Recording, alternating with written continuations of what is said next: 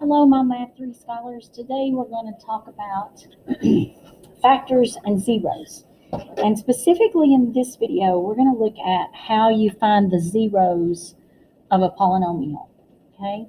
So what I want to remind you of is that when we use that word zeros, that it means multiple things. So when you're finding zeros, the points where a function crosses the x-axis are called zeros. They're also called solutions.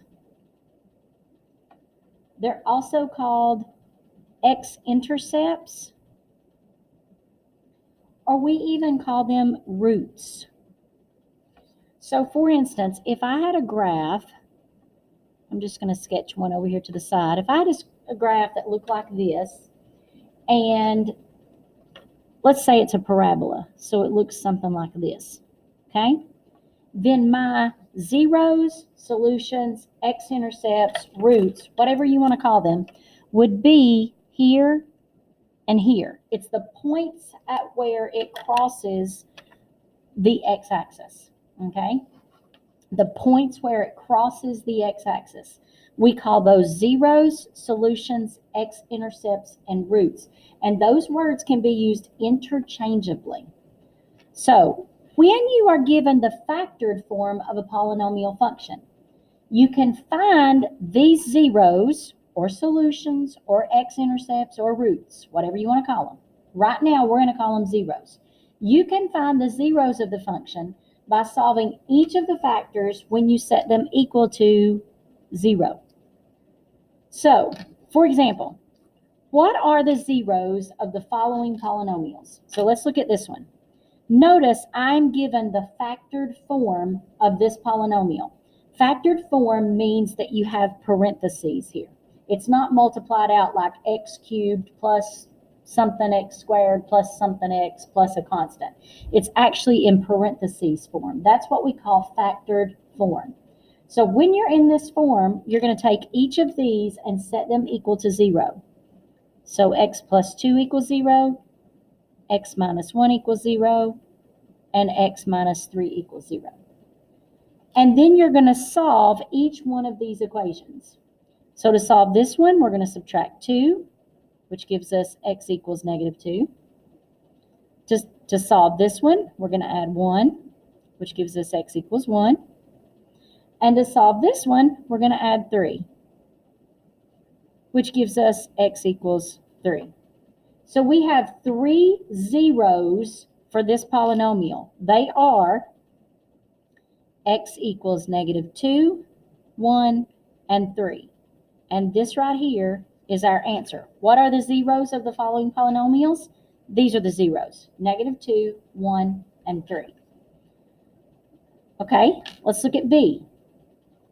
X squared times x minus 3 times 3x plus 5.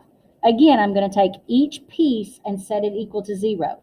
Doesn't matter that this x squared doesn't have a parentheses around it. I can still set that equal to 0. X minus 3 equals 0, and 3x plus 5 equals 0. Okay, to solve this one, we take the square root of both sides to get rid of that squared. So that gives us x, and of course the square root of 0 is 0. To solve this one, we add 3 to both sides, which gives us x equals 3. And to solve this one, we're going to have to do a couple of steps. Subtract 5 first, which gives us 3x equals negative 5. And then divide by 3, which gives us x equals negative 5/3. So this one has 3 zeros. They are x equals 0, x equals 3, and x equals negative 5/3. And this is our answer. Okay?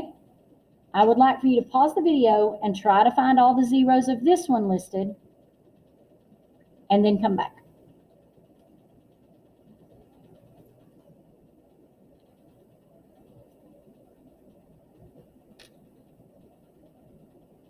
Okay, hopefully you've set each of these equal to 0.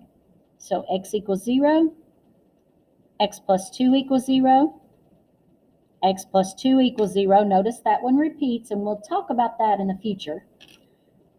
5x minus 2 equals 0, and x minus 3 equals 0. All of those. Okay, this one's already solved. X equals 0. This one, I'm going to subtract 2, and I get x equals negative 2. This one, I subtract 2, and I get x equals negative 2.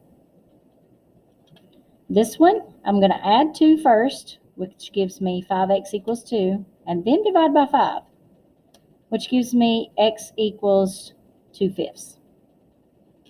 And this one, we're going to add 3, which is x equals 3.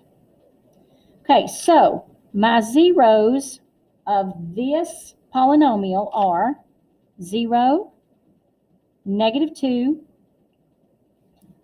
2/5, and 3. And these are the zeros of this polynomial. As always, if you have questions, let me know.